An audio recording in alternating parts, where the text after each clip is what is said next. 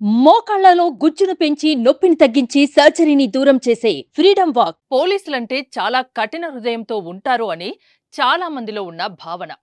అక్రమార్కులపై నేరాలు చేసిన వారిపై కాస్త కఠినంగా వ్యవహరిస్తారు కాబట్టే బహుశా వారికి అలాంటి భావన వచ్చిండొచ్చు.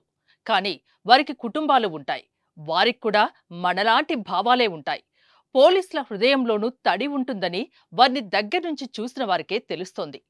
కరోనా సమయంలో అయితే ఇంకా చెప్పాల్సిన పనిలేదు. అంతటి కఠిన సమయంలో కుటుంబ సభ్యుల్ని వదిలి రోడ్లపై ప్రాణాలకు తెగించి వారు చేసిన సేవను మర్చిపోలేం. ఎంతటి విపత్కర సమయంలో అయినా కానీ వారు మన కోసం ఎన్నో సవాళ్లను ఎదుర్కొని డ్యూటీ చేస్తుంటారు. శాంతి భద్రతల పర్యవేక్షణే కాదు, పరిమళించే మానవత్వం కూడా ఉంటుందని మరోసారి రుజువు చేశారు ఒక మహిళా పోలీస్ కానిస్టేబుల్.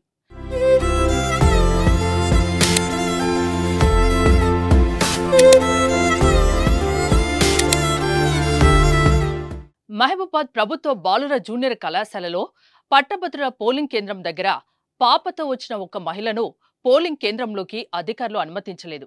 దీంతో అక్కడే డ్యూటీలో ఉన్న మహబూబాబాద్ టౌన్ పోలీస్ స్టేషన్కు చెందిన మహిళా కానిస్టేబుల్ సరిత ఆ పాపను ఎత్తుకొని కాసేపు ఆడించింది. తన కర్తవ్యంతో పాటు ఆ చంటి పాపను ఆడించడంతో ఆ మహిళా కానిస్టేబుల్ని అందరూ అభినందించారు.